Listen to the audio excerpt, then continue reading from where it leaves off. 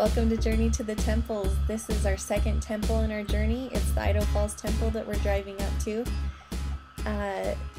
John Fetzer Sr. was the architect of this temple, and he said, I scarcely ever say much about revelations or visions, but after he prayed, he saw in a vision an ancient Nephite temple, and he patterned the Idaho Falls temple after that temple.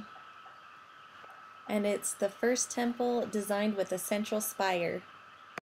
Okay, so we're here at the Idaho Falls Temple Visitor Center.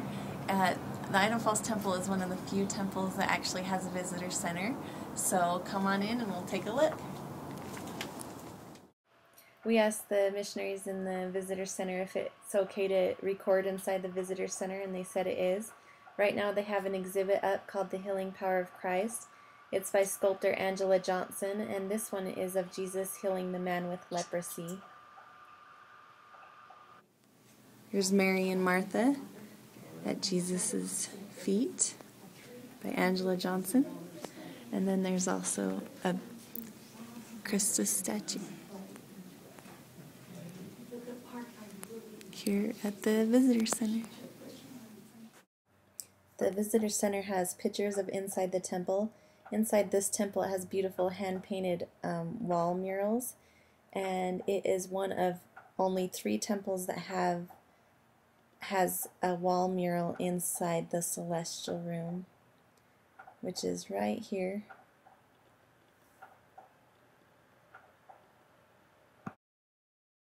I greatly admire the pioneers who were asked by Brigham Young to come settle this cold, hard land. This is a picture of Wilford Woodruff. He came up to the pioneers and prophesied on a wagon box that a temple would be built here in this valley.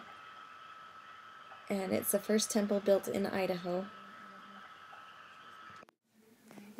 The temple was dedicated in 1945, and it was the only temple dedicated by President George Albert Smith. He's in the center there. Oh, and everyone is welcome at the visitor center. Anyone can go inside and see what we just saw.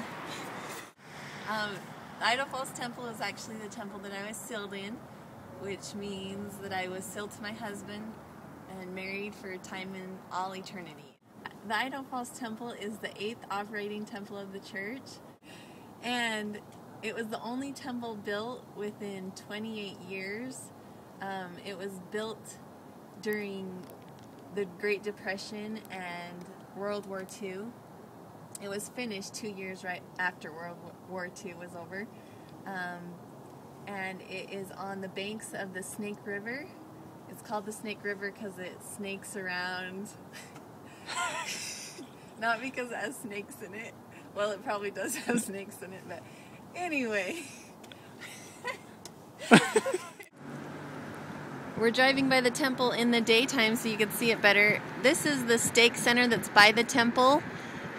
This is where the LDS hospital used to be until it was torn down and the stake center was built there. So that's the stake center, and the temple's coming right up. During the cornerstone ceremony, there were people playing trumpets on top of the LDS hospital for the ceremony.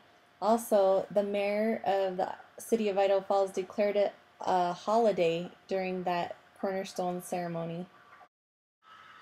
The Hague, Netherlands temple has a canal running directly behind it, so its reflection can be seen in that.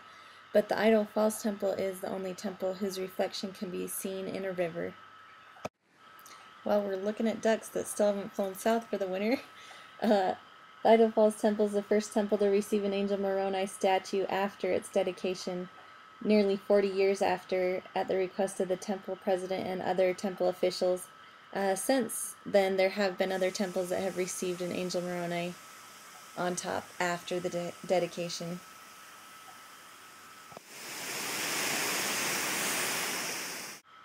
This fall, they started a landscaping renovation. This is the new sidewalk nativity they have in front of the temple for Christmas time. And they put a new waterfall feature that's not turned on right now. But the Angel Moroni was put on by a helicopter in 1983. So that's all about the Idaho Falls Temple. And come back next week to learn more about things you can do in Idaho Falls if you ever come here. And my next temple will be the Mesa, Arizona temple.